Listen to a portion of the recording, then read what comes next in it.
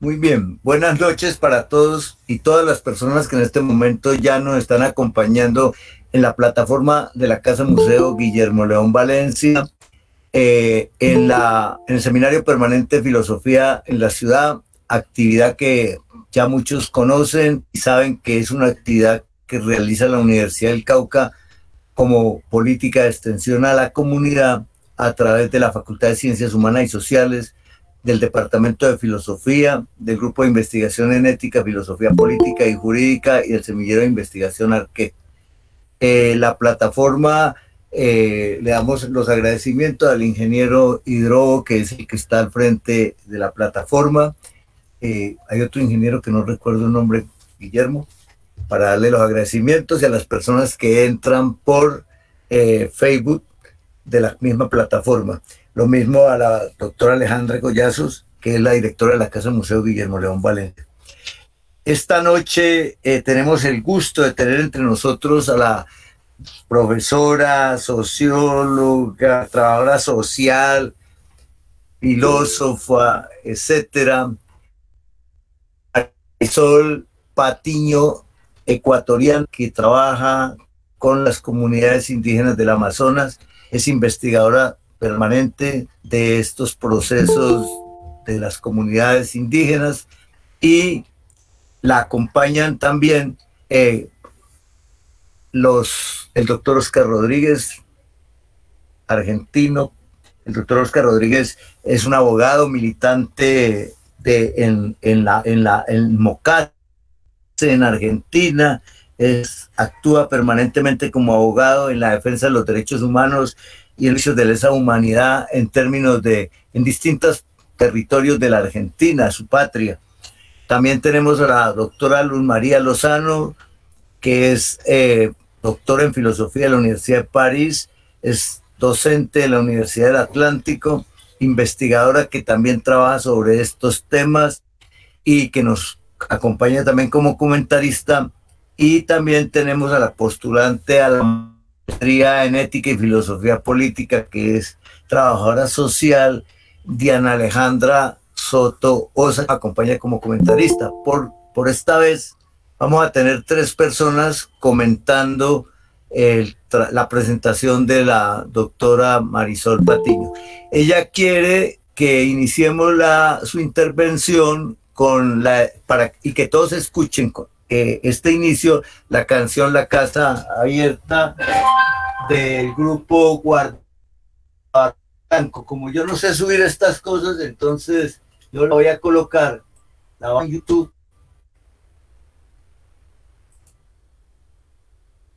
Y ustedes la escuchan allá. Es lo máximo que puedo hacer Eh, está el internet un poquito lento aquí. ¿Están escuchando? Supongo que...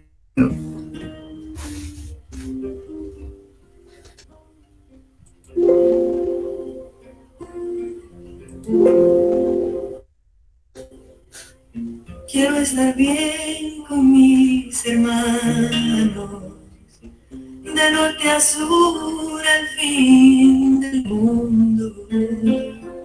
Saber oír y dar mis manos, sudar jugando algo bien sano.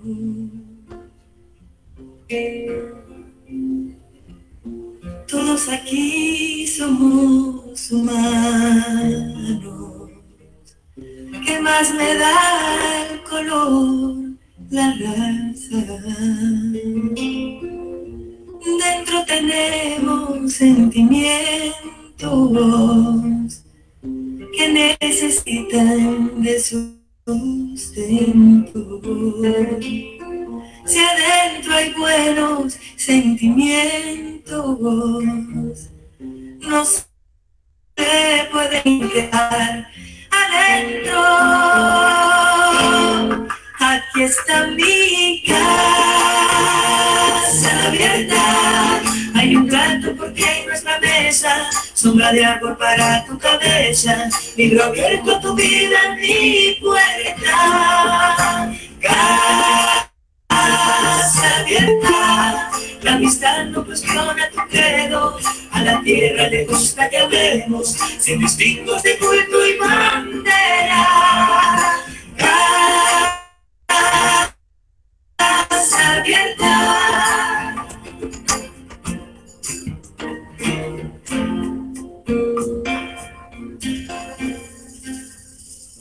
Quisiera darte buena suerte y ser tu amigo hasta la muerte. Que la distancia no me entuma y la amistad no se consuma.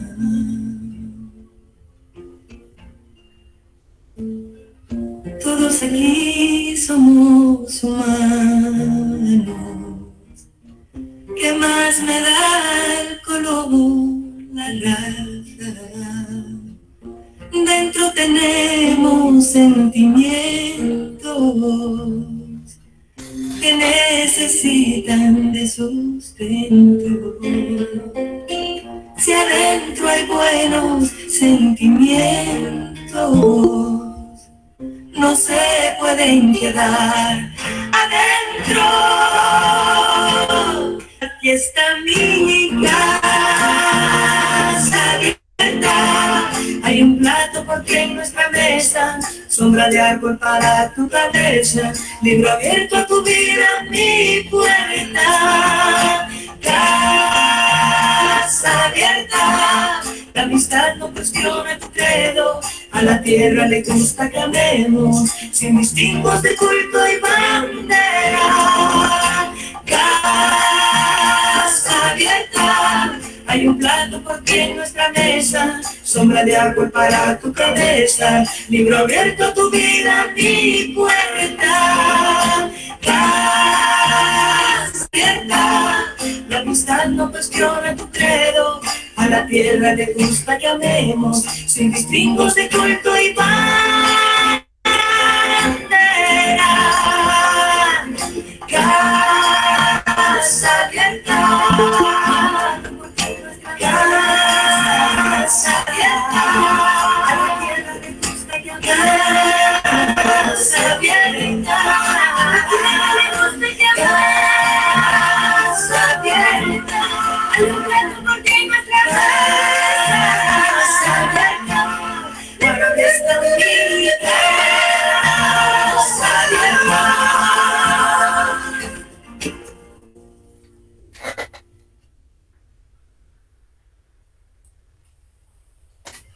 Bueno, creo que Marisol escuchado tus deseos y los hemos puesto ya en ejecución. Ahora tú tienes el uso de la voz para conversar con nosotros. Muchísimas gracias, Gustavo. Primero, gracias por la invitación. Especialmente, bueno, Alejandra, que fue quien me invitó a participar en este conversatorio.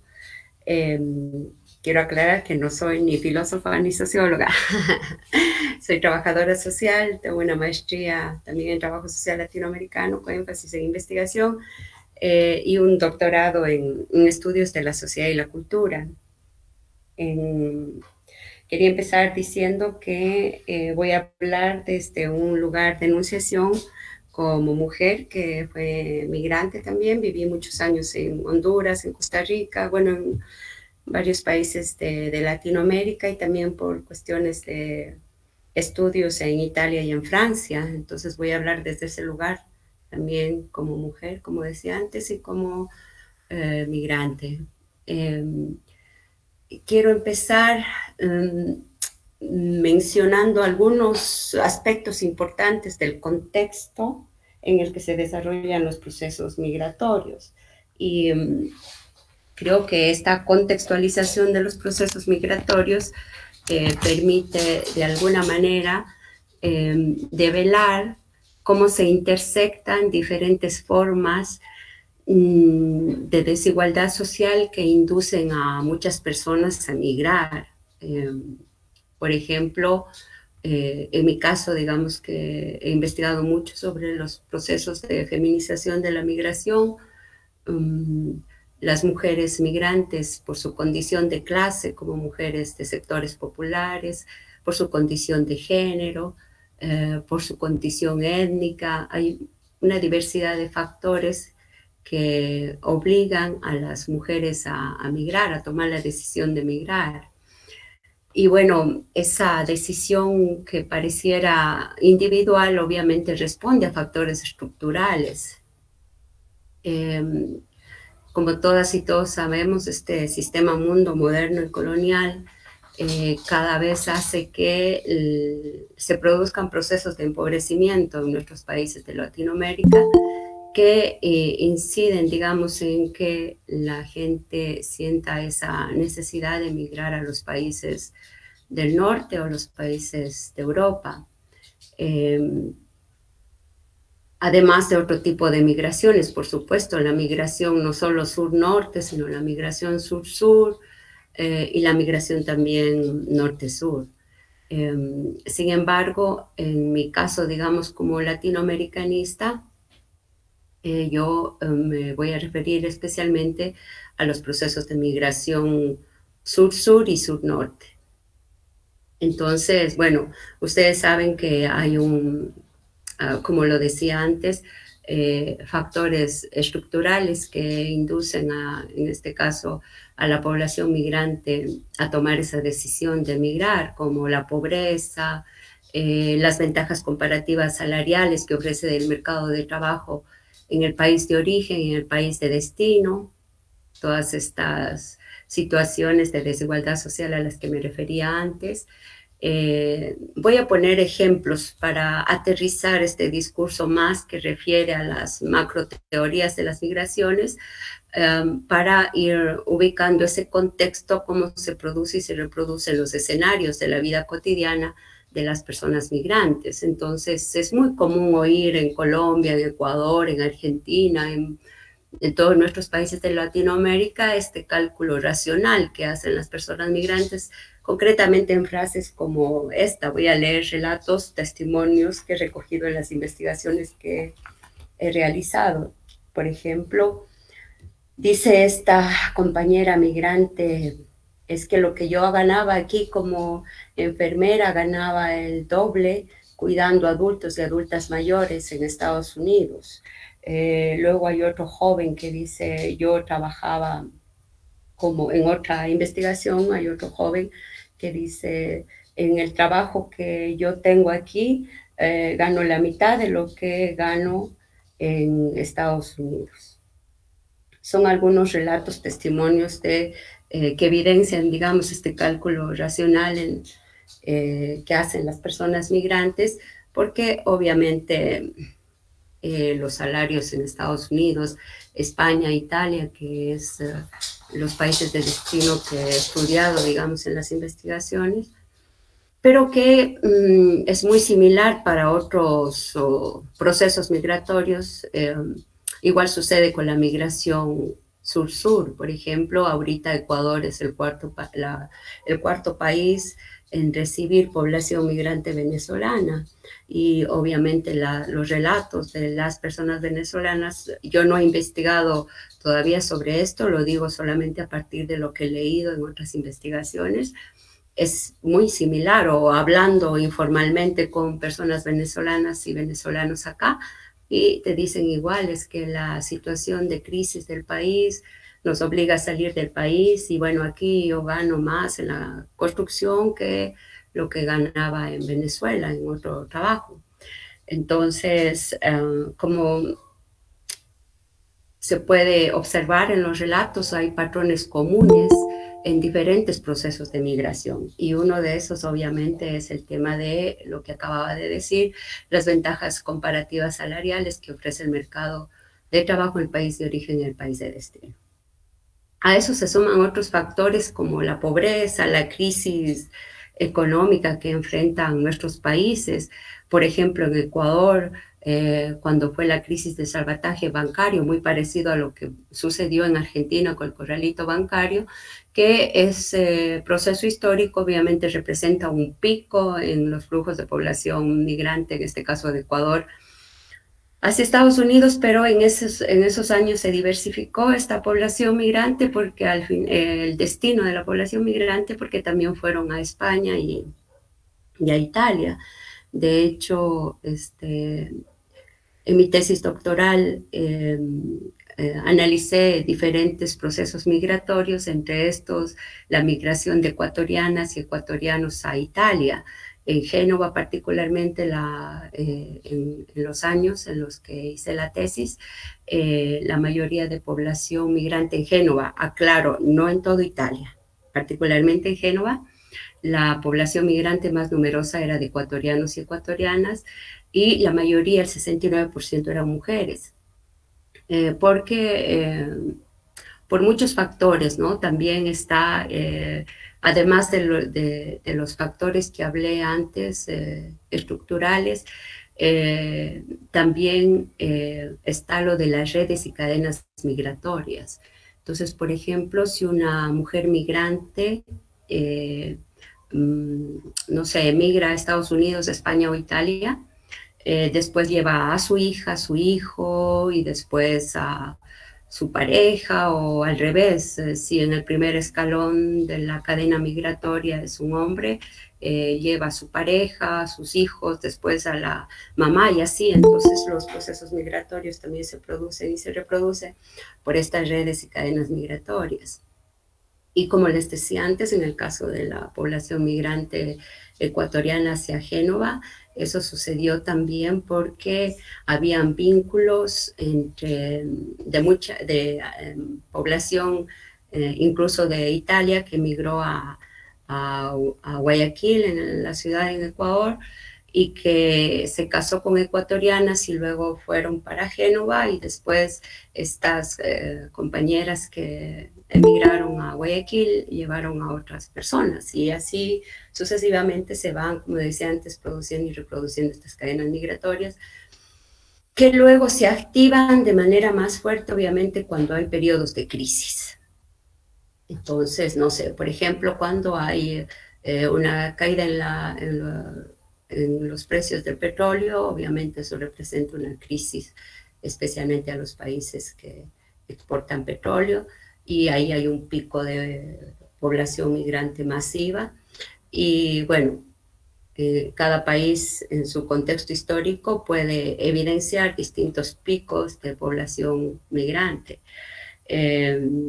Y quiero hacer esta contextualización porque me parece, de lo que he escuchado en las noticias, en este momento no estoy investigando, estoy fuera del espacio académico, no estoy en la universidad porque acabo hace poco de regresar a Ecuador. Yo vivía en Costa Rica allí hice mi doctorado, estuve viviendo casi 12 años en Costa Rica.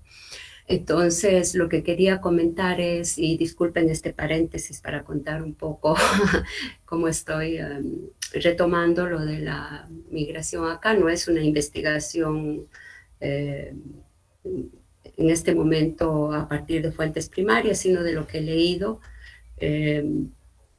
Precisamente, nuevamente está migrando mucha gente, no solamente de Ecuador, de Colombia, de Perú, de Venezuela, por esta crisis de la pandemia. Todos sabemos que es una crisis mundial y eso obviamente influye también en que se sigan produciendo y reproduciendo los procesos migratorios. Hay otro factor que es interesante de analizar, que me parece responde ya más a factores socioculturales, por ejemplo, los imaginarios que alientan a la gente a migrar, esta suerte de idealización, por ejemplo, del famoso, no quiero decir sueño americano, porque América en realidad es desde la Patagonia hasta Alaska, pero sí esta idealización de los países de destino, que allí haces tus sueños realidad, este imaginario colectivo que en el caso, por ejemplo, si yo sumo los imaginarios culturales sobre el país de destino a los imaginarios patriarcales, por ejemplo, puedo entender por qué hay muchas compañeras que deciden emigrar porque tienen en su imaginario colectivo que, por ejemplo, los europeos son menos machistas que los latinos. Entonces, eso para mujeres que están huyendo de procesos de violencia en sus familias es un motivo también para migrar. Y bueno, no solamente los imaginarios patriarcales o los imaginarios socioculturales en general, sino esa es otra razón que yo creo que es importante hacer visible en mi caso, porque como mujer feminista me interesa también visibilizar todas esas condiciones de desigualdad que, como decía al inicio, inducen a las mujeres a migrar. Entonces, en los relatos de vida y en las historias de vida que he realizado con mujeres migrantes, muchas de ellas han emigrado también huyendo de la violencia de género que están sufriendo en sus países o en sus comunidades de origen. Entonces, creo que eso es importante también hacer visible entre las razones y motivos que inducen a las mujeres a migrar a las situaciones de violencia. Aunque en el proceso migratorio, incluso en los países en tránsito, sufren también otros tipos de violencia.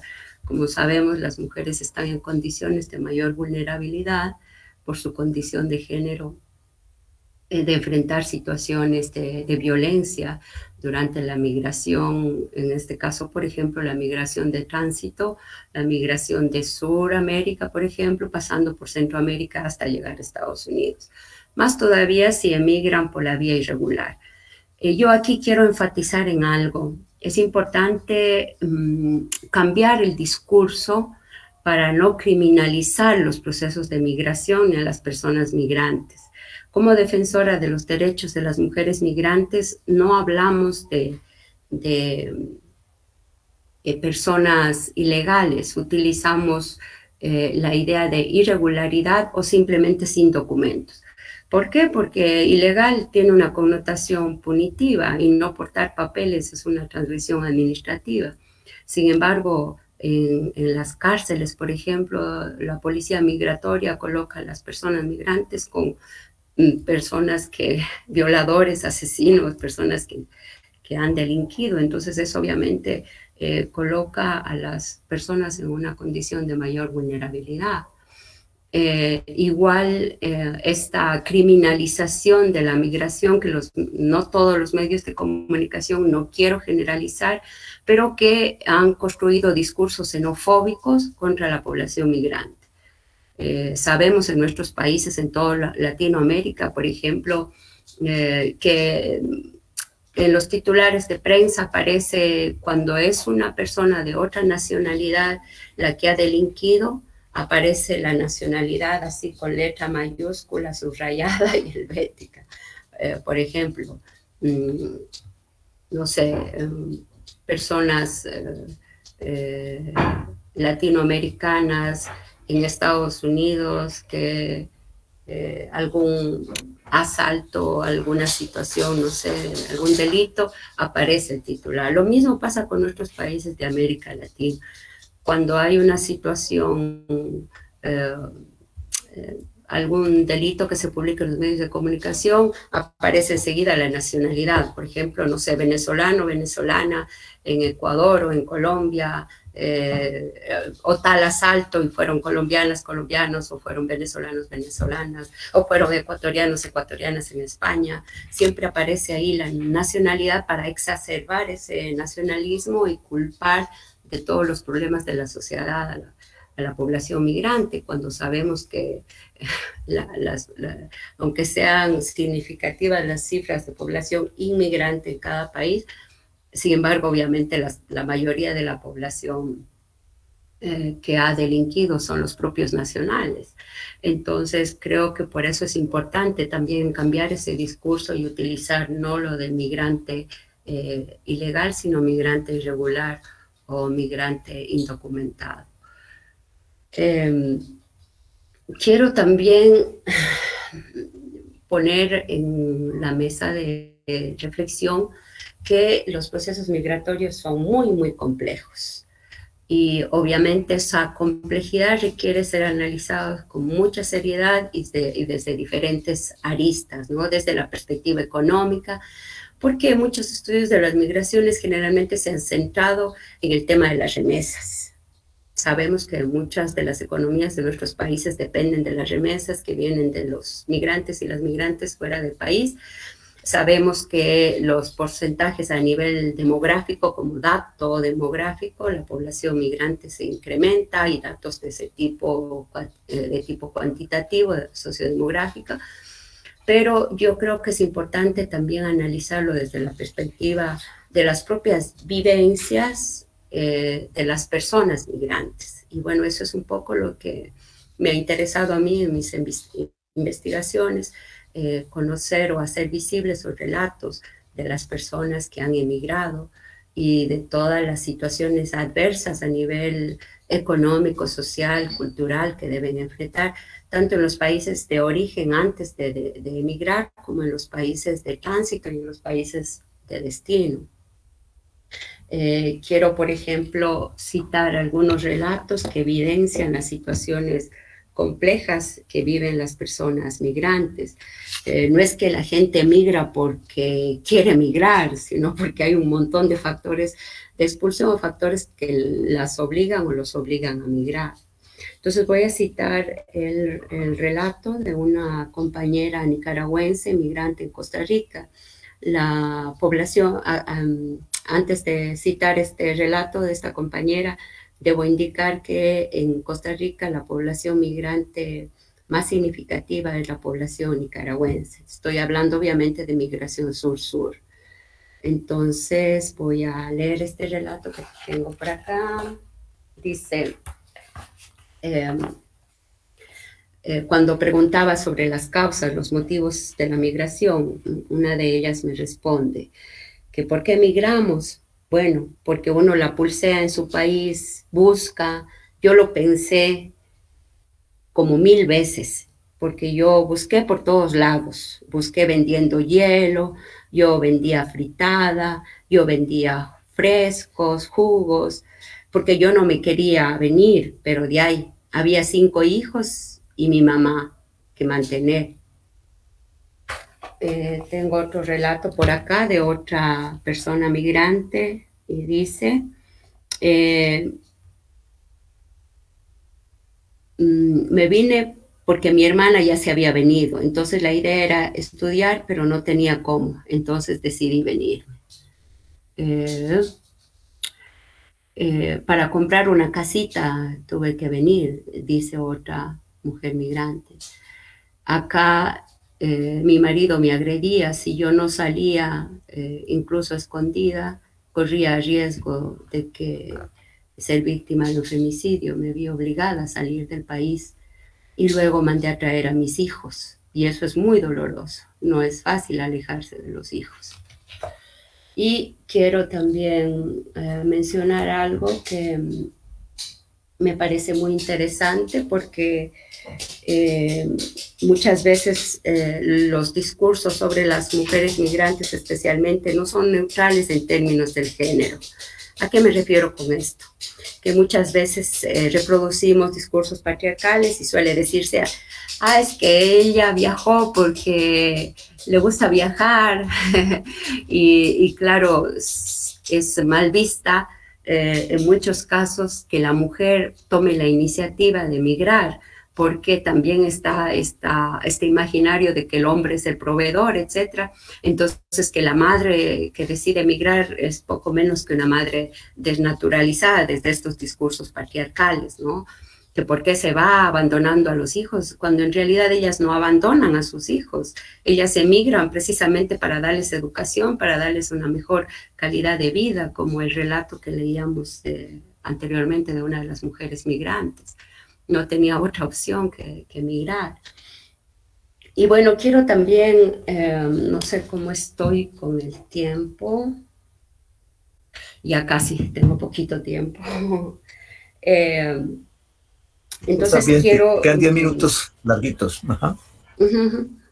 Entonces, bueno, me he referido de alguna manera así muy brevemente porque, como digo, los procesos migratorios son muy complejos y analizarlos así, hacer una síntesis de todos años y años, creo que llevo ya como 20 años estudiando los procesos migratorios, resumirlo en 40 minutos es difícil, pero bueno, he intentado hacer una síntesis del contexto, de lo que pasa a nivel de los procesos migratorios, las causas, los relatos, articular eso con los relatos cotidianos de las personas protagonistas de los procesos migratorios.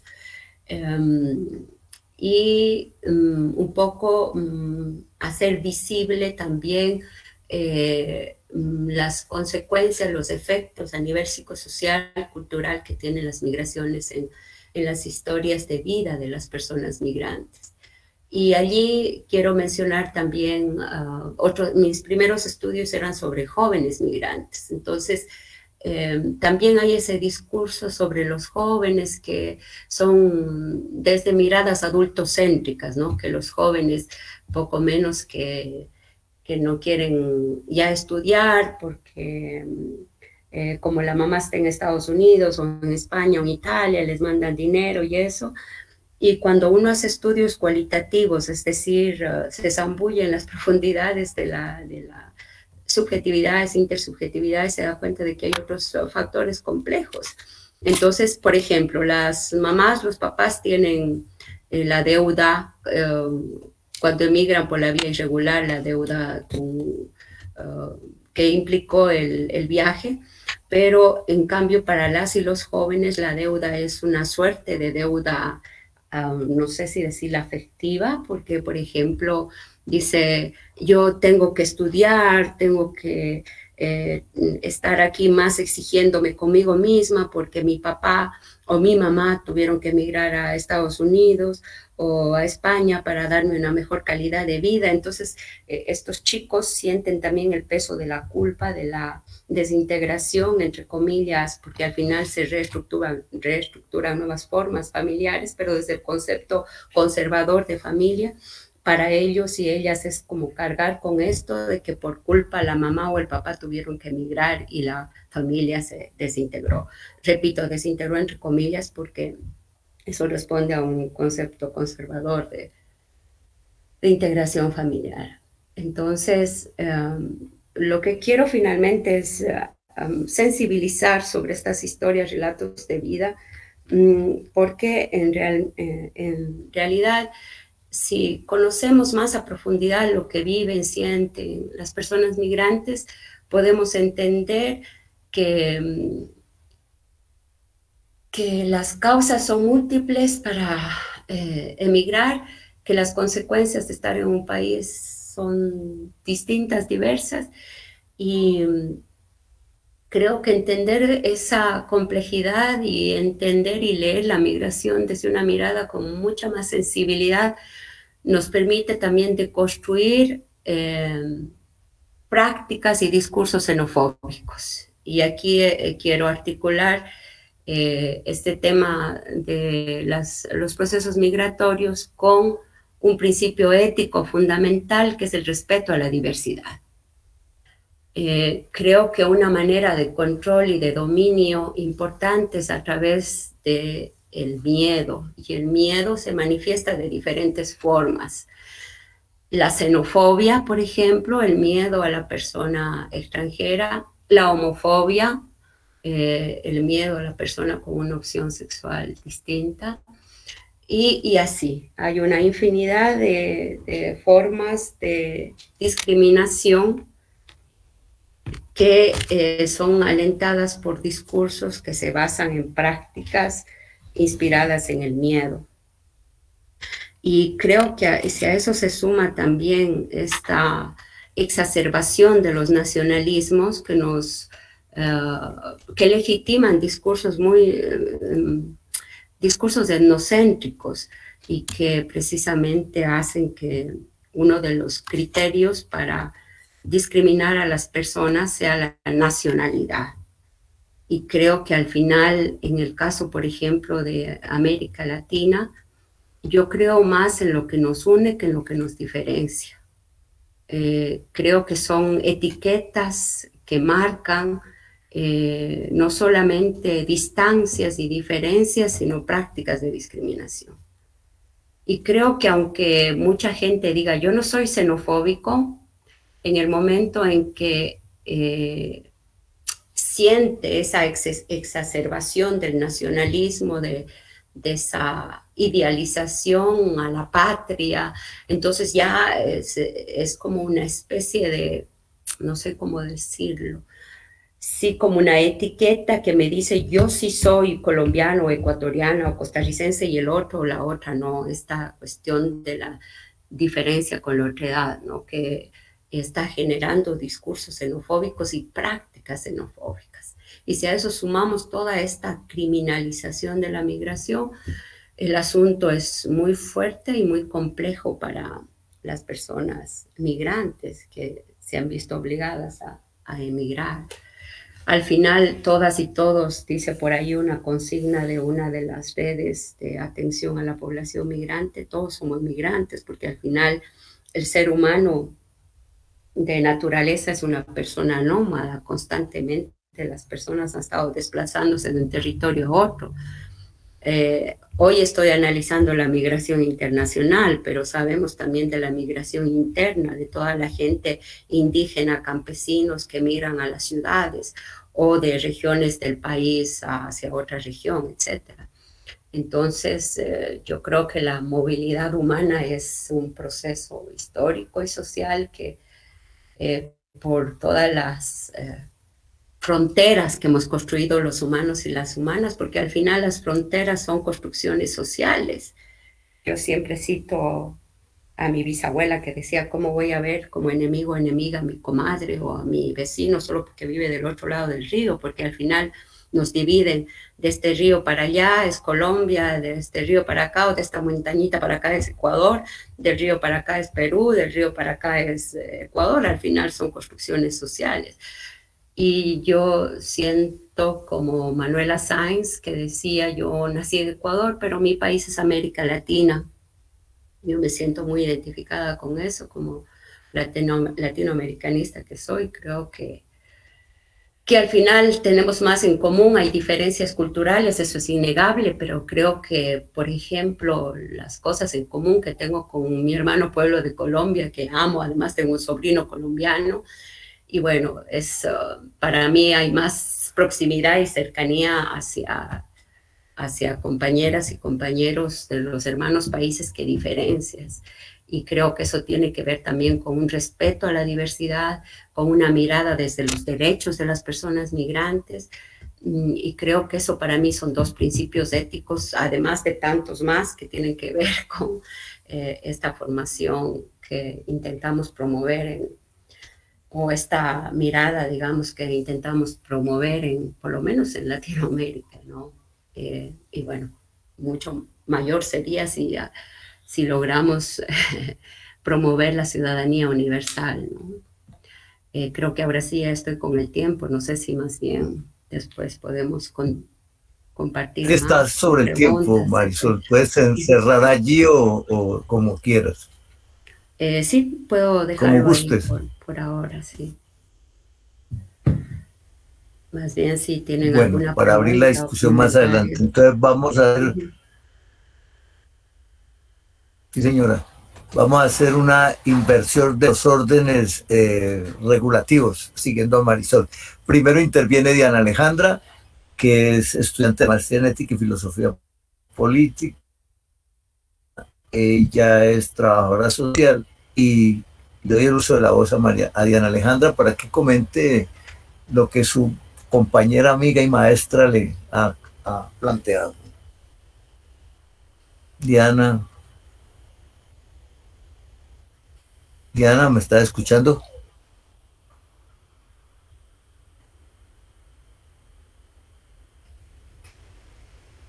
¿Qué le pasaría a esa niña? Allí yo la veo, pero Buenas noches para todos parece y no, para todas. no reaccionar.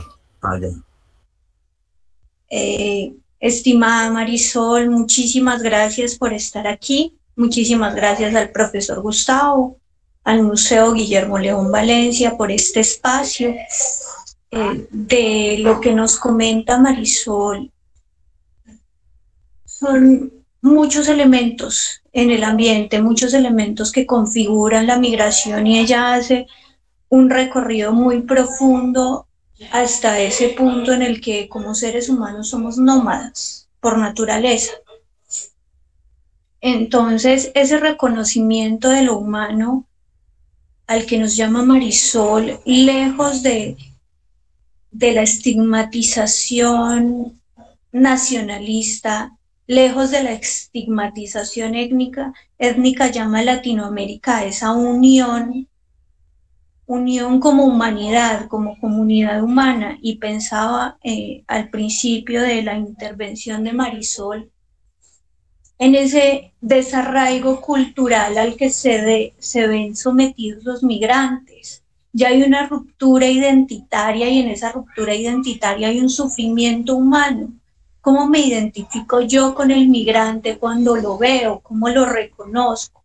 ¿Cómo reconozco en él a un ser humano y cómo lo despojo a la vez de su humanidad cuando lo criminalizo como migrante, cuando su condición de viajero, cuando su condición de desarraigo político, económico, cultural, de migración, le genera ese despojo de su dignidad como ser humano? Porque estoy diciendo, si es migrante es ladrón, muy posiblemente.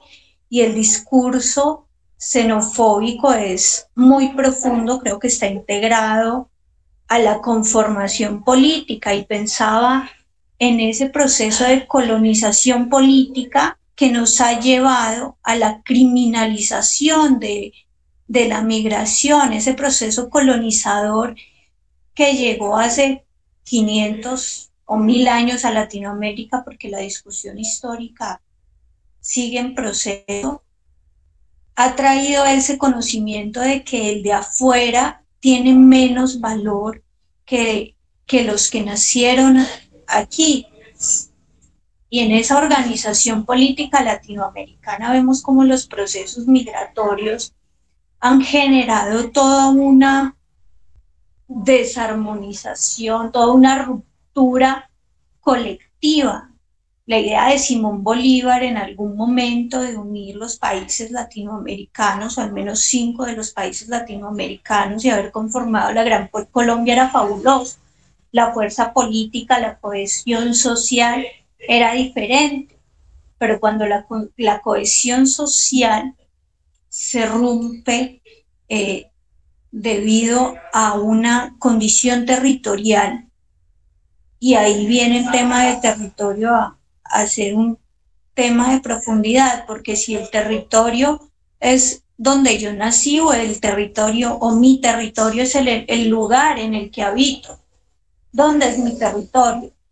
Yo pensaría que el territorio es el lugar en el que habito, y el territorio como productor de identidad también es productor de cohesión social y política.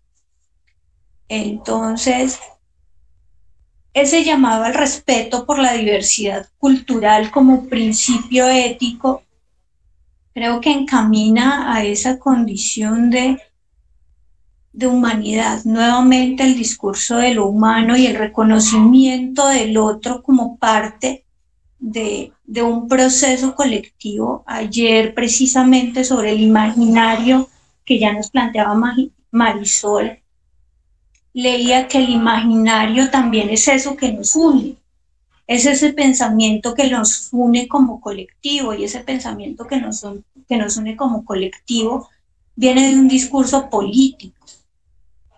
Y si el discurso político que nos debería unir como colectivo en la construcción de esos imaginarios sociales, al contrario, es un discurso político que lo que hace es dividir y fracturar la construcción del imaginario social, estamos llegando a una sociedad dividida, a una sociedad individualista en la que cada uno se salva a su manera y no hay reconocimiento, no hay solidaridad, no hay construcción comunitaria.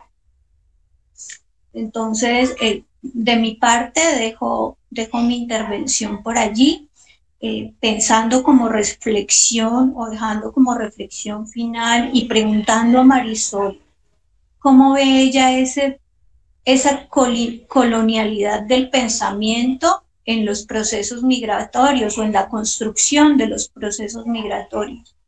Muchas gracias a todos y todas, muchas gracias Marisol, muchas gracias profesor Gustavo.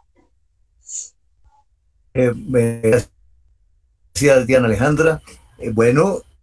Entonces continuando en este orden de ideas, vamos a tener la intervención de la doctora Luz María Lozano. Ella, como les comenté, es doctora en filosofía de la Universidad de París, es docente de la Universidad del Atlántico y bueno, es una investigadora también en los campos de lo social, de las comunidades y de otros temas relacionados.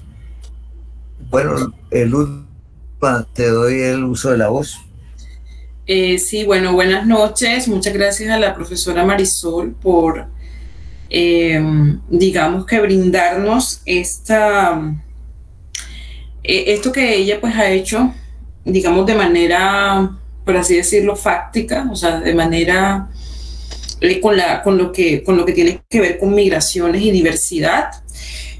Porque en realidad quizás yo he trabajado un poco ese tema o la temática de la xenofobia, de la porofobia, la hospitalidad, a partir de la filosofía, ¿no? de la política y la ética, y quisiera como referirme a unos conceptos que sobre todo trabajan unos pensadores de origen judío, que son Levinas y Derrida, y a la vez, digamos, porque a partir de pronto, como di con estos pensadores, bueno, no como con estos pensadores, sino con este tema, digamos, que ellos trabajan sobre el tema del extranjero, la acogida del otro, fue a partir de la lectura de un libro de una española, una filósofa que se llama Adela Cortina, quizás la profesora Marisol la conoce. Ella tiene un libro que sacó hace como 5 años que se llama Aporofobia o rechazo al pobre.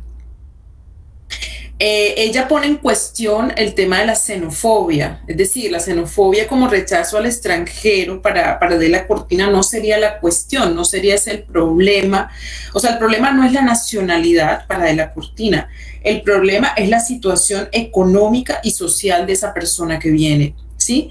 No importa de dónde viene, siempre y cuando no sea pobre, porque la porofobia viene de eso, del rechazo al pobre, a ese que no tiene nada que darme, a ese que no tiene nada que ofrecerme. Porque bien cuando estamos hablando de ese que viene, ¿sí? Como migrante, como aquel que necesita, pues son otras categorías que deben emerger, ¿sí? Y son categorías de ayuda, de compasión, de piedad, si se puede decir en ese sentido. Y es cuando Adela Cortina nos invita no solamente a pasar por Kant y su idea cosmopolita, sino también a otros pensadores como Levinas y sobre todo Derrida, y por eso me voy a referir a estos dos pensadores que nos permiten también cuestionar el tema de la nacionalidad, pero no solamente la nacionalidad, sino cualquier categoría que nos indique el rechazo del otro por ser otro, ¿no? Entonces, ¿qué es lo que hace Derrida? Sobre todo Derrida, quien retoma a Levinas. Recordemos que Levinas es un pensador judío que habla de la exterioridad, habla del otro como algo incondicional, o sea, al otro, o sea, ¿qué es el otro para Levinas? El otro es alguien que yo no puedo definir. El otro es indefinible, no lo puedo abarcar desde lo que yo soy, porque normalmente cuando nosotros tenemos un acercamiento con la otredad, ¿qué es lo que hacemos? Lo que hacemos es definirla a partir de lo que yo soy. Entonces ya desde ahí estoy reduciendo a esa otredad, o sea, no permito la diferencia, no permito que el otro sea, ¿sí? Sino que yo lo estoy abarcando desde lo que yo soy. Incluso Adela Cortina dice, consideramos la xenofobia como miedo a los extranjeros porque es algo completamente natural. La gente prefiere a los que tienen sus mismos aspectos y hablan como ellos. Aunque sea algo despreciable, es corriente sentir aversión por los foráneos, o sea, por ese que no puedo yo definir, por ese que me parece extraño por su aspecto, por todo, ¿no? Entonces, ¿qué es lo que de pronto nos presenta Derrida? Tomando esas definiciones del otro como aquel que no puedo definir, como aquel que es definitivamente una alteridad rotunda, entonces Derrida comienza a hacer unas definiciones y unas diferenciaciones entre lo que podría ser el extranjero, ¿sí? Y el otro absoluto. Entonces, ¿qué es lo que pasa con la definición de extranjero? Resulta que Derrida, quien hace, digamos, tiene un libro, se lo recomiendo, muy, muy hermoso, se llama Hospitalidad, así se llama. Entonces Derrida lo que hace es deconstruir la palabra hospitalidad, deconstruir la palabra extranjero. Se va obviamente hasta los griegos, toma el caso, por ejemplo, de Edipo, cuando él termina siendo desterrado, autodesterrado de Tebas, que se va con Antígona, todo esto, pero resulta que Edipo de todas formas tenía una nacionalidad, o sea, él decía de dónde venía. Lo mismo Sócrates cuando decía, no, es que si yo me voy a otro lugar, entonces pues ya no voy a tener mis leyes, no voy a tener digamos, de dónde soy, porque definitivamente cuando hablamos del extranjero hablamos de alguien que viene ya con una carga de definición. O sea, porque dices, como decía la profesora, no, yo soy venezolana, soy también de género, ¿no? O sea, el género también pesa porque en eso está la alteridad. Yo soy esto, me defino como esto otro. Entonces, de entrada, al decir la nacionalidad, al decir, no, es que esos que roban, lo que está pasando, por ejemplo, aquí en Barranquilla, yo vivo en la ciudad de Barranquilla, en Colombia, esos que roban, lo voy a decir así, son los venezolanos. Es que se han venido una cantidad de venezolanos, o esas que están en la calle ahora pidiendo son venezolanas, o sea, toda una categoría que entra en el tema de una nacionalidad, es decir, de un extranjero, aquello que tiene una carga. Entonces, a nivel de las leyes, obviamente se van a establecer unas leyes dependiendo, digamos, qué tipo de extranjero es. Es decir, no es lo mismo recibir, por ejemplo, a un ciudadano alemán que a un ciudadano venezolano o ciudadana, ¿cierto? Entonces, eso tiene una carga muy fuerte, el tema de la nacionalidad, que incluso en Kant, en su sentido cosmopolita, no se logra desprender, porque en Kant solamente, digamos, dice, todo el mundo tiene derecho al tránsito, o sea, a ser recibido, a ser bien tratado en otro país, pero no quedarse, o sea, no tiene derecho a quedarse. Mientras que Derrida, deconstruyendo la palabra hospitalidad, él encuentra que hay que deshacerse entonces del extranjero, o sea, hay que deshacerse de esa categoría extranjero, incluso de esa categoría, podríamos decir inmediatamente, xenofobia, para superarla y poder llegar a una categoría que él considera que es la hospitalidad absoluta.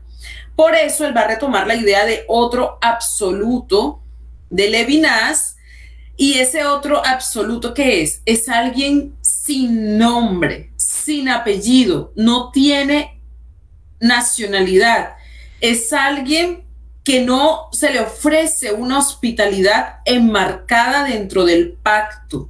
Entonces, esto para Derrida sería una hospitalidad absoluta y que sería también un desafío para las reglas, o sea, para el derecho, porque obviamente cuando nosotros inmediatamente en un país, pues yo esto lo di alguna vez en un seminario y tenía a un estudiante que era un magistrado, imagínense.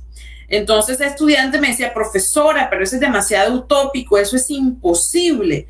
Pero precisamente Derrida lo coloca, digamos, en sintonía con la imposibilidad. Es que él dice, precisamente porque es la imposibilidad, es una imposibilidad ética, porque es que no lo podemos concebir desde las reglas del derecho, porque esto es un saltar las reglas del derecho. Porque precisamente, ¿qué es lo que va a encontrar ahí como primordial? Y que quizás eso es lo que retoma de la cortina. Una exigencia ética incondicionada, que brota del reconocimiento de la dignidad propia y ajena, del respeto a quienes tienen dignidad y no un simple precio, o no una simple nacionalidad, o no una simple, podríamos decir, género, ¿sí? O sea, es decir, cómo entender al otro como otro absoluto, como otro incondicionado, con una ley de hospitalidad absoluta que ordena, dice Derrida, romper definitivamente con las leyes de hospitalidad del derecho, con la ley o justicia como derecho, y por eso para Derrida la hospitalidad rompe con la hospitalidad del derecho. Por eso, entonces, para Derrida la justicia sería heterogénea al derecho, porque es que esto para Derrida, o sea, este principio ético es un principio de justicia que va por encima de cualquier regla. Bueno, obviamente él retoma mucho el caso judío, es decir, cómo, por ejemplo, muchos alemanes ocultaron a los judíos en sus casas. Esto iba rompiendo con la regla del derecho, o sea, es decir, con lo que se pretendía en un momento. Y bueno, tanto Derrida como Levinas, digamos, como judíos, como ese pensamiento judío, por eso se permiten pensar de esta manera, ¿no?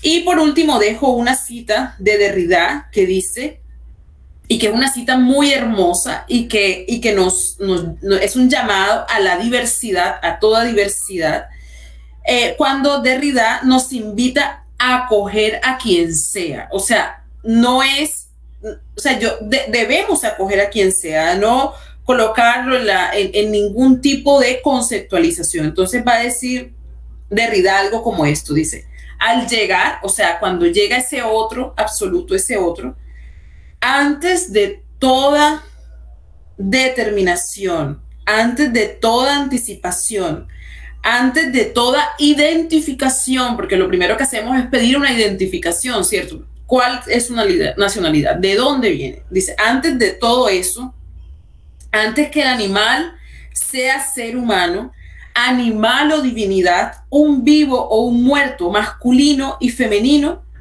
hay que acoger a quien sea. O sea, eso es lo que nos dice Derrida, y yo creo que, bueno, esto es un poco una concepción, por así decirlo, bueno, de incondicional, de justicia, que yo creo que nos pondría a pensar este tema de las migraciones y de la diversidad. Entonces, bueno, eso es lo que yo puedo decir desde la filosofía sobre la temática.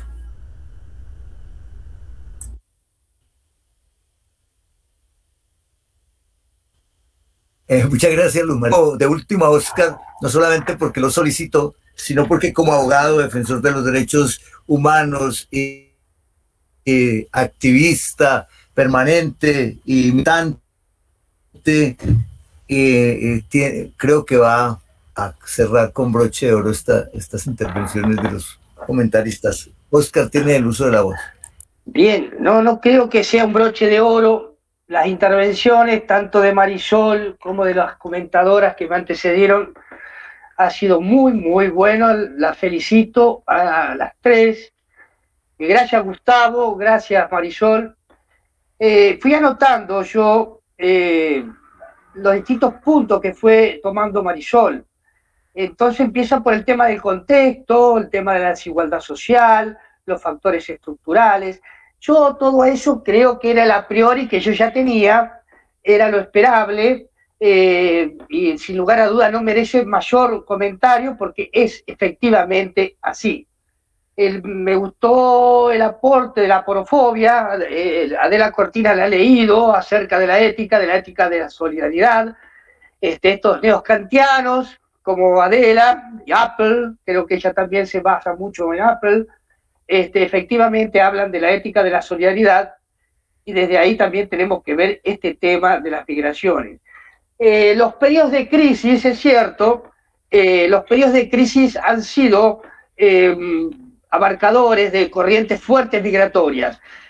Por lo menos en Argentina, la Primera y Segunda Guerra Mundial, que podían ser periodos de crisis de la vieja Europa, atrajeron a estas costas muchísima cantidad de migración europea. En nuestra Constitución Nacional, atento al gran territorio argentino despoblado, tomaba con agrado la migración, principalmente la europea por una cuestión xenofóbica y racista, pero en fin, con promesas de otorgamiento de territorios para la agricultura, la ganadería, etcétera, vinieron muchísimos europeos, muchos de ellos se vieron desahuciados y terminaron en los grandes conventillos de Buenos Aires. Pero no obstante eso, la Argentina siempre fue un país amigable en ese sentido, y nos ufanábamos de ser un país crisol de razas. Y el artículo 20 de nuestra Constitución, por ejemplo, ya decía en 1853, Alberdi lo dijo, gobernar es poblar, en 1830 y pico. El padre de nuestra Constitución, Alberdi, Juan Bautista. La Constitución, en el artículo 20, dice: los extranjeros gozan en el territorio de la nación de todos los derechos civiles del ciudadano. Pueden ejercer su industria, comercio y profesión, poseer bienes raíces, comprarlos, enajenarlos, navegar los ríos, costas, ejercer libremente su culto, testar, casarse, no están obligados a admitir la ciudadanía y a pagar contribuciones forzosas extraordinarias, etcétera, etcétera, etcétera. Ese fue el origen constitucional que de alguna manera se relaciona con el tema de hoy. Lo acerca de la pandemia, que también fue un título tomado por Marisol, yo pienso que no sería un tema principal, sino realmente accesorio. Digamos que no ha sido la pandemia lo fundamental, sino la pobreza, digamos, la pobreza exacerbada con la pandemia, porque pandemia ha tenido todo el mundo en su conjunto, por lo tanto yo lo subsumiría en el tema de la pobreza. Sí me gustó también la cuestión de los imaginarios, y los imaginarios, vuelvo a referir a la Argentina, fue muy fuerte el imaginario de la Argentina. Acá la pampa abierta era una esperanza absoluta, y así se vendía de alguna manera, y así vino mucha gente en pos de su lote de tierra, de la promesa de que podría aquí florecer en la agricultura, en la ganadería, etcétera.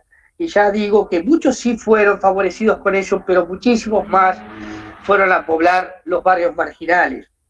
Pero en algún momento, yo diría en 1850 y pico, la Europa dividía algunos entre Argentina y Estados Unidos, es decir, estábamos a ese nivel de aceptación, adopción de corrientes migratorias. Lo que es interesante es la violencia machista. Yo creo que eso de la violencia machista es una novedad de estos tiempos, atento, digamos, el crecimiento de la conciencia en la cuestión de género, y es cierto, la cuestión de la violencia machista ha venido a incrementar esa cuestión, y yo también la he visto en Argentina con la cuestión de los colectivos trans, por ejemplo.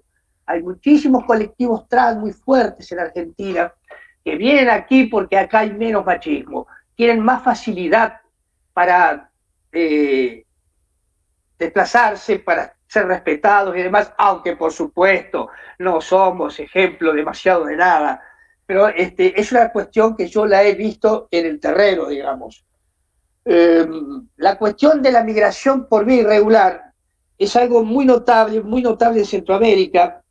Han ido a poblar las cárceles, y es cierto, es tremendo ir a parar a una cárcel con criminales de peligrosidad, con lo cual aumenta gravemente el problema que ya se trae de ese destierro, ¿no? El destierro, recordemos que entre los griegos era la pena capital, era mejor morirse que ser desterrado porque equivalía a la pérdida de todo derecho, ¿no es cierto? Efectivamente es un proceso complejo. Lo de las remesas también merece una consideración. El colectivo trans, con muchísimo sufrimiento y penurias en las calles de la Argentina, para decir lo que conozco, mandan remesas a sus padres, a sus madres, a sus hijos, y eso debe ser seguramente verificado por los estados, a veces con alguna preocupación. Aquí en Argentina también hay una gran población boliviana que viene con su trabajo en la cuestión de las grandes verdulerías. Son tremendamente trabajadores en las plantaciones de verduras y demás. Se dan muchísimo la inmigración de los bolivianos. La cuestión de los jóvenes migrantes me interesó también, y acá yo veo que lo que nos está sucediendo es que nuestra Latinoamérica, la cuestión de la patria grande fue muy lindo escucharlo también, la patria grande nos cuesta, a veces la tratamos de construir y se cae nuevamente. Los jóvenes migrantes son porque no ven futuro en el territorio, en su patria. Hay un problema de nuestras democracias, todo es político. Nuestras democracias han dejado de dar un horizonte y la noción de patria se va edulcorando de alguna manera, ¿no es cierto? Y la migración interna fue otro tema interesante para charlarlo más extenso. Acá la migración interna en realidad es la del campesinado desplazado de sus territorios y vienen a engrosar las favelas, las villas miserias, con lo cual es un deterioro absoluto de sus condiciones de vida. Muy linda la observación de que somos seres nómades. En este caso, la propiedad privada, las fronteras, han introducido un gran problema. Una observación que es interesante marcar es que como el capital tiene libre circulación, la globalización en el contexto de la mercantilización y del neoliberalismo no reconoce fronteras, sí hay fronteras para la gente. Ese es un tema autocontradictorio del sistema, pero claramente explicable, ¿no es cierto? El principio ético de que habla Adela Cortina, yo lo remito al viejo humanismo y al viejo Unamuno, cuando decía, soy hombre, a ningún otro hombre estimo extraño.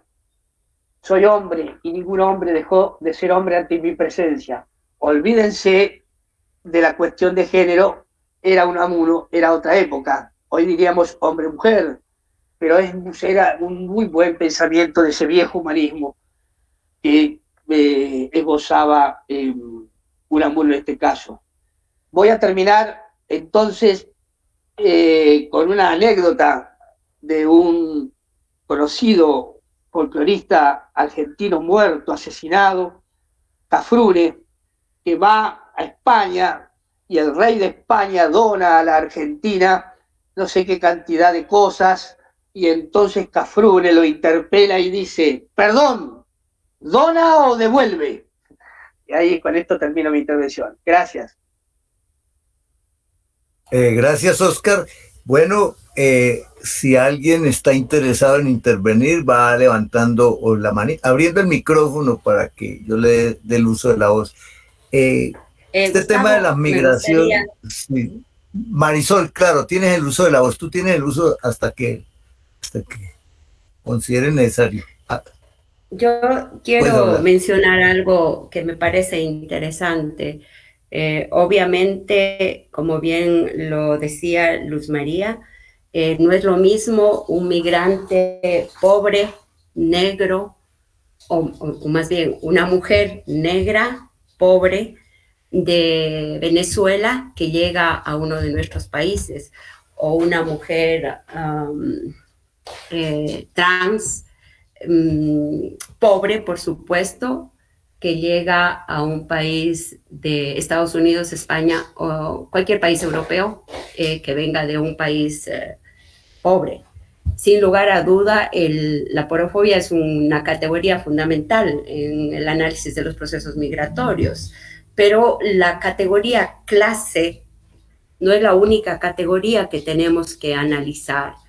Yo tengo una formación marxista y tuve que hacer todo un proceso también de construcción porque todo el tema de la formación dogmática del marxismo, que por principio no lo deberíamos hacer, y esta idealización de los autores europeos, que es interesante también, ya que hago un paréntesis. Levinas, por ejemplo, que nació en Lituania, de origen obviamente judío, como ya lo dijo la compañera, fue migrante también, estuvo viviendo tiempos en Francia y Italia.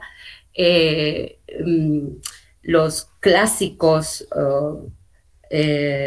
teóricos decoloniales, por ejemplo, de América Latina, por no mencionar otros autores europeos, por ejemplo, Walter Mignolo vivió mucho tiempo en Estados Unidos, mujeres como Liliana Suárez, feministas decoloniales, Rosalba Ida Hernández, y bueno, voy a tomar mucho tiempo citando a las autoras y los autores si no se trata de eso.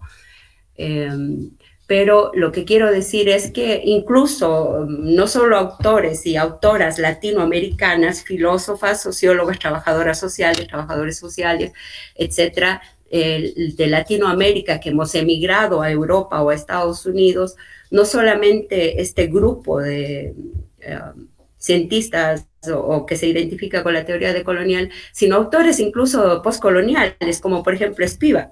Spivak fue una mujer migrante en Estados Unidos, el mismo Umibaba, incluso el Derrida, que era de origen argelino, también fue migrante en Francia, porque ustedes saben que Francia también fue un país colonizador, como España en el caso de América Latina. Omibaba también fue un migrante intelectual. Entonces yo hago esta invitación también para analizar no solamente este proceso social de las migraciones en clave decolonial, sino cualquier proceso social, porque ahí puede uno entender, repito nuevamente, la complejidad de estos procesos sociales, culturales y políticos, y por supuesto procesos económicos, porque como lo empecé diciendo, hay un problema de pobreza estructural, hay un problema que genera a su vez muchos factores que obligan a la gente a migrar. Yo lo había mencionado, el desempleo, las ventajas comparativas salariales, la pobreza, etcétera, etcétera, pero no es la única causa en la migración, y por eso insistía en que hay que analizarla desde diferentes aristas y hacer esta intersección entre la categoría clase con la categoría género y la categoría y otras categorías, la etnia, la nacionalidad, etcétera. Y yo empecé también porque me parecía fascinante todos los filósofos, autores y autoras de la Escuela de Frankfurt, y obviamente derivado de esto toda la formación, bueno, más bien la Escuela de Frankfurt, inspirada en toda la teoría marxista, y bueno, ustedes saben que hubo algunos autores y autoras, como por ejemplo Castoriadis, que empezó a investigar ya sobre los imaginarios, o sea, ya no consideran solamente la categoría clase, sino ya empiezan a abordar otras categorías que me parece interesante para entender lo que está pasando con los procesos sociales. Pero para no quedar en esto de cito a este autor, a esta otra autora, etcétera, etcétera, quiero contar desde mi propia vivencia. Yo soñaba desde muy pequeña, porque tengo hermanos pintores y porque me apasiona escribir, soñaba con emigrar a Francia. Para mí, en mi imaginario colectivo, Francia, creo que lo dije en la otra exposición y me disculpan si lo repito, pero soñaba con ir a Francia. porque no es lo mismo tener un título de doctorado, de maestría en un país de América Latina desde nuestro imaginario a tener un título de la Sorbona de París, de Oxford, de Harvard en Estados Unidos o de Oxford en Inglaterra, etcétera, etcétera. Es parte de los procesos de socialización colonialista que hemos tenido. Entonces, cuando yo empecé desde mi posición y mi formación política marxista a analizar todas estas autoras y autores, me di cuenta, por ejemplo, que hay muchos factores que no se explican solamente con la categoría clase, o sea, el marxismo, por supuesto, nos da un montón de elementos para entender los factores estructurales, la pobreza, etcétera, pero hay otros factores que tienen que ver, o que complejizan más bien estos procesos sociales. Y para no extenderme, quiero mencionar el relato, porque también a veces hacemos muchas abstracciones. Yo como académica lo hago una confesión, estaba muy metida en el doctorado, citando un autor, otra autora, y estaba como, porque la filosofía, yo no soy filósofa, pero me apasiona la filosofía, y mi doctorado tenía un énfasis en la filosofía, entonces era como muy... no sé si ustedes recuerdan esto de la risa de la muchacha Tracia del libro.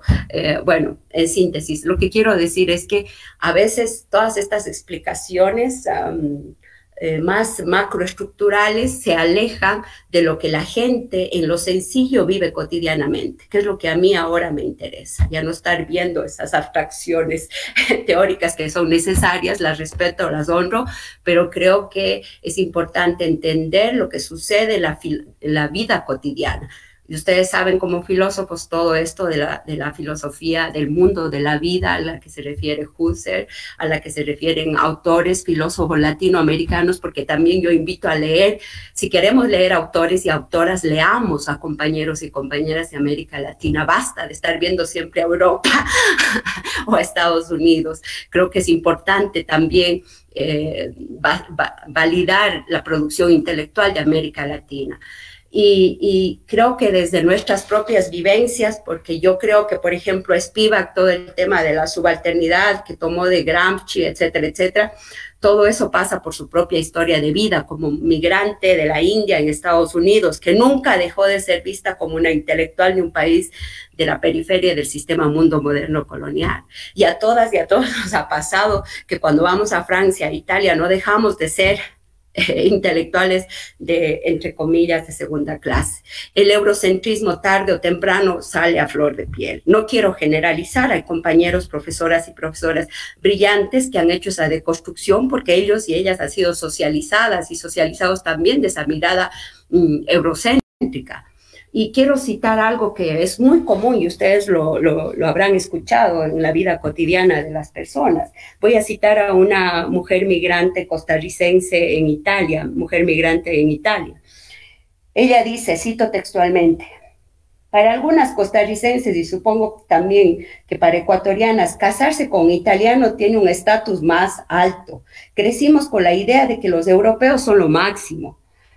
Nos hicieron creer que los europeos nos han ayudado a salir adelante porque es una civilización más alta. Hay mujeres que piensan que tener un novio europeo era bueno. Algunas hasta de broma decían, los hijos o las hijas que tengan padres europeos o gringos ayudan a mejorar la raza.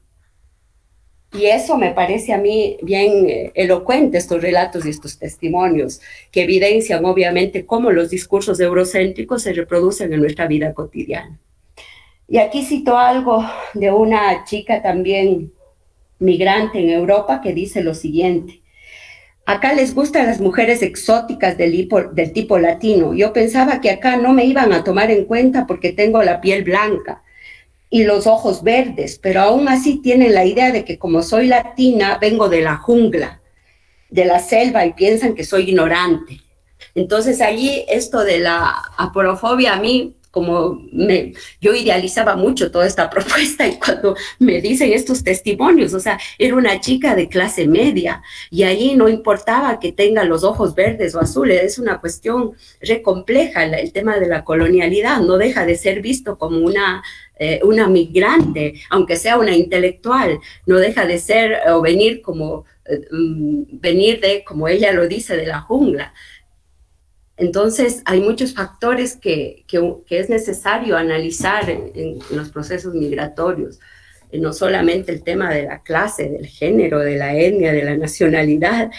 Yo, de todo lo que he leído, investigado, el tema de raza, obviamente es una categoría que es necesario analizarlo con mucha más rigurosidad. Pero sí hay esa construcción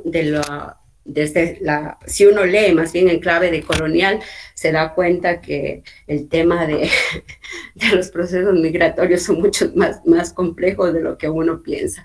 La categoría clase no lo explica todo, tiene que ver también, insisto, con el tema de la etnia, de la nacionalidad, etc.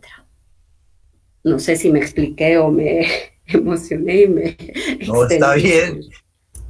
Me parece importante y oportuno. Yo iba a un comentario frente a lo que estás diciendo. Yo, cuando estuve en España estudiando el doctorado, uno veía esa famosa frase de los sudacas, ¿no? Y entonces uno veía la discriminación permanente. El ecuatoriano comía a orillas del río, uno era mirado extrañamente, a pesar de que hablábamos aparentemente el mismo idioma. Ni colombianos. Y eso que como migrantes, hay que decirlo, los migrantes intelectuales vamos en una condición de privilegio, sin duda, pero no dejamos de ser vistos y somos clase media. Pero esa construcción del otro, desde... Hasta cuando la entrada a España me estaban confundiendo. Ajá, sí, y uno siente esa mirada, ¿no? Uno siente que uno como que no es de allí y no quieren que sea uno de allí. Y por ejemplo, acá en el barrio Bolívar, en Popayán, hay muchas mujeres que venden carne y que tienen hijas en los Estados Unidos o hijos en España y que se han ido por las mismas cosas que tú has dicho, Marisol, ellos organizando allá, a pesar de que hoy en día puedan tener una cierta... un sustento económico más o menos estable, a pesar de ello siguen siendo discriminados todo el tiempo y son vistos como diferentes. Y un comentario allí mismo, este problema, por ejemplo, como lo decía Oscar ahora, de las migraciones de los europeos entrando a América Latina para mejorar la raza. En el caso Popayán, en el siglo XVIII, en el siglo XIX, llegaban los pobres de Europa, pero que eran altos, monos, ojiazul, y entonces los ricos de acá buscaban que sus feas hijas se casaran con ellos para mejorar la raza, ¿no? Y esas cosas sucedieron, y digo feas hijas porque aquí muchas veces aquí se le aplicó a las mujeres la idea de que si no las podían casar al convento iban a dar, cosas de esas, ¿no? Y eso no solamente ocurría acá internamente, sino que eso se mueve por todas partes.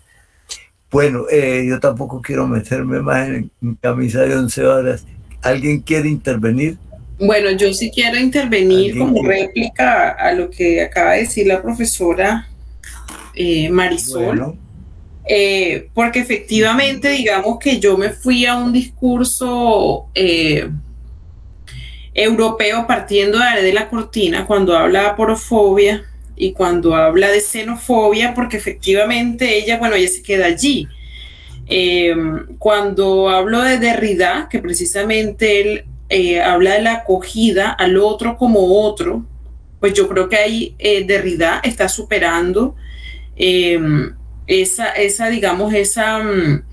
reducción que quizás se puede ver en Adela Cortina con lo que tiene que ver con la clase, ¿no? O sea, es decir, son múltiples... así es.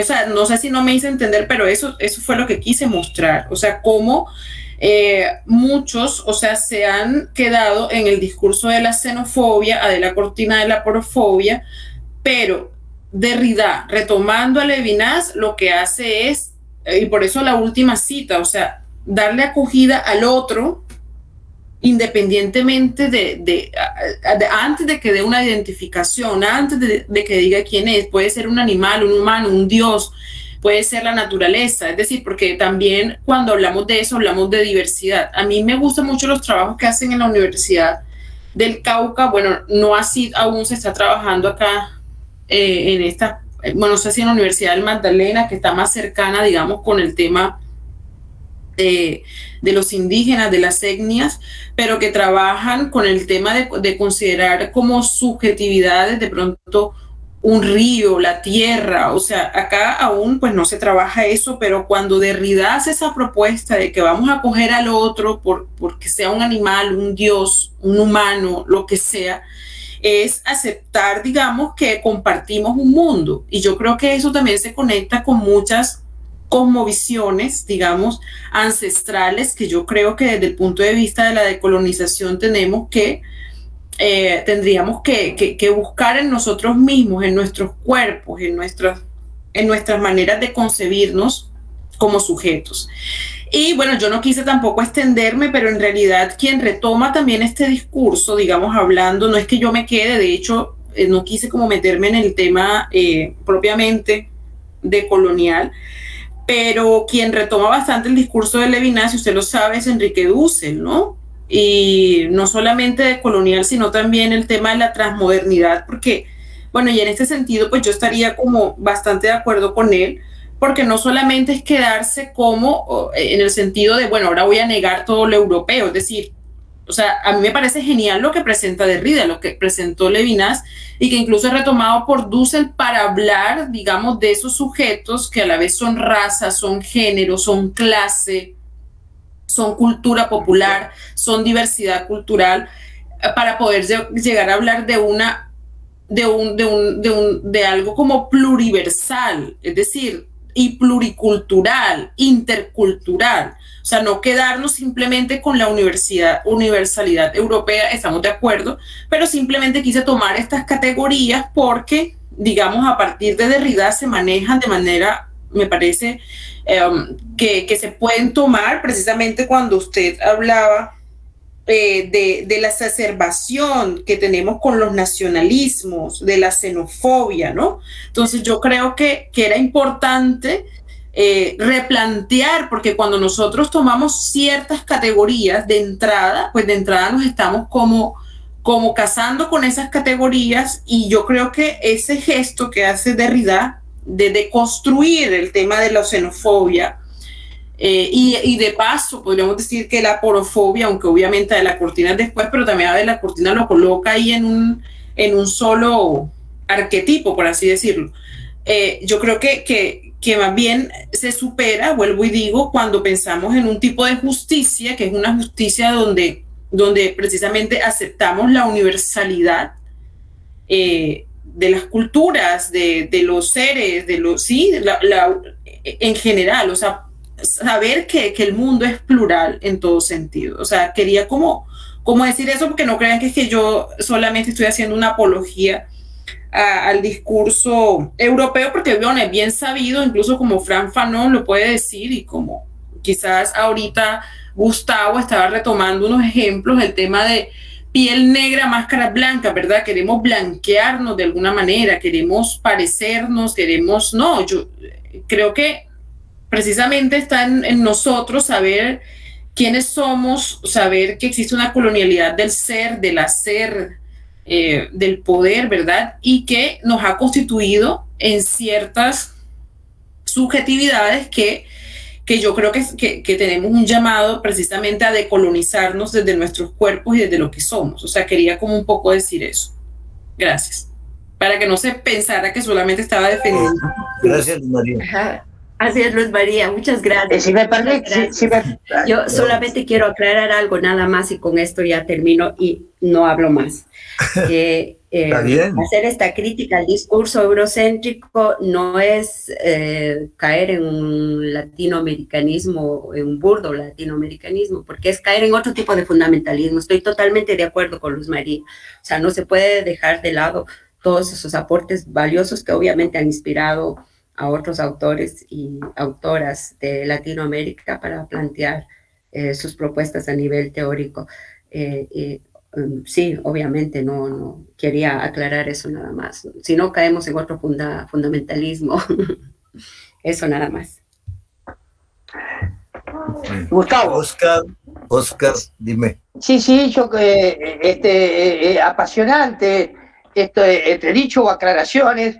todos queremos a Dussel, bueno, pero él no de ninguna manera deja de lado la posibilidad del diálogo norte-sur. Dice solamente que tenemos que afianzar el sur para poder dialogar con mucha fuerza. Pero bueno, también se habló de Fanon, y yo el trabajo que estoy haciendo para mi charla de noviembre lo rescato como uno de los ejemplos del diálogo norte-sur. Porque ahí, claro, y el prólogo de Sartre, extraordinario. Y en verdad no habrá filosofía moral si no cuando haya una filosofía moral volverá Sartre entre nosotros. O sea, digamos, ese diálogo, Dussel nos está invitando, ¿no es cierto?, a reforzar nuestra identidad, pero no quiere decir que no haya existido tremendos diálogos norte y sur, desde la filosofía, la política y la cultura. De igual a igual, mientras haya desigualdad, no se puede hablar de diálogo. Y Marisol, cuando hablaste de Francia y la Sorbona, me dio mucha gracia porque Argentina ha sido un país en ese muy cipayo, en términos nuestros. Nuestra dirigencia, nuestras élites hablaban en francés. Y Sarmiento, quien escribió Civilización o Barbarie, y luego en cartas Martí se lo refutó, escribió cuando se iba exiliado a Chile, en francés, en la montaña Chile, en la cordillera, bárbaros, las ideas no se matan, en francés. Y nuestras huestes federales, que eran los bárbaros, digamos, nunca supieron, en ese momento no sabían qué había querido decir Sarmiento. Es decir, arrastramos el problema de la Francia. Alberti dijo que nuestra constitución venía de Francia, leían a los enciclopedistas, etcétera, etcétera. Bueno, arrastramos problemas. Pero bueno, esa aclaración es nada más. Y por último, hay un problema político que se añade a la xenofobia, que es el auge de las ultraderechas en el mundo. Son absolutamente racistas y xenofóbicas y homofóbicas. Es un gran problema político mundial, que en Argentina también lo estamos viviendo. Bueno, yo me tengo que retirar. Muchísimas gracias, lo he pasado muy bien como siempre. Gracias Marisol, gracias a las comentadoras, gracias Gustavo. Gracias a vos, Oscar, también, por esos aportes. Gracias, Oscar, por acompañarnos y bueno, seguimos viendo en estos espacios. Bien, se nos está terminando el tiempo también. Creo que podemos ir dejando allí ya. Marisol, creo que el tema es bastante más complejo de lo que aparentemente lo pudiéramos pensar. Como tú misma dices y pues todos los que hemos estado por Europa o por los Estados Unidos sabemos que estas experiencias vividas de manera directa desde la llegada y salida de un aeropuerto nos hacen comprender antes del mismo discurso y antes del mismo de la misma reflexión desde los autores que definitivamente sufrimos, sobre todo los latinoamericanos, cuando llegamos a Europa o a los Estados Unidos, siempre estamos como en la mirada de la desconfianza, somos menos, somos distintos, somos peligrosos, en fin, parece que estuviéramos contaminados de algún tipo de enfermedad fuera de la pobreza, porque generalmente nos están viendo, es como que vienen a buscar acá lo que no tienen allá, y entonces aquí nosotros qué. Y bueno, y esto está ocurriendo con las migraciones de África a Europa. Todos los días estamos viendo que los barcos, esos barcos llenos de migrantes que llegan a Europa o naufragan o son rechazados. El fenómeno ahora es, creo que, más agudo de lo que fue quizás en el siglo pasado, ¿no? Bueno, ha sido un placer realmente haber contado con ustedes y con la intervención de Diana, Marisol, Oscar, Luz María y todos los que estuvieron acompañándonos esta noche. Muchas gracias a todos los que acompañaron acá y a los que acompañaron en Facebook. Nos vemos la semana entrante. Vamos a tener unas conferencias alrededor del derecho con abogados y van a estar bastante interesantes también alrededor de estos mismos temas políticos. Bueno, muchas gracias a todos. Y también, Gustavo, muchísimas gracias por todo. Alejandra, Vale. gracias por la invitación. Luz María, qué lindo escucharte. Muchas gracias a todos. No, me encantó de verdad la discusión. Yo creo que eso da pie a muchas cosas para seguir pensando. Claro Gracias, que sí. Gustavo, por la invitación y bueno, que tengan una Un feliz. abrazo. Un abrazo. Muchas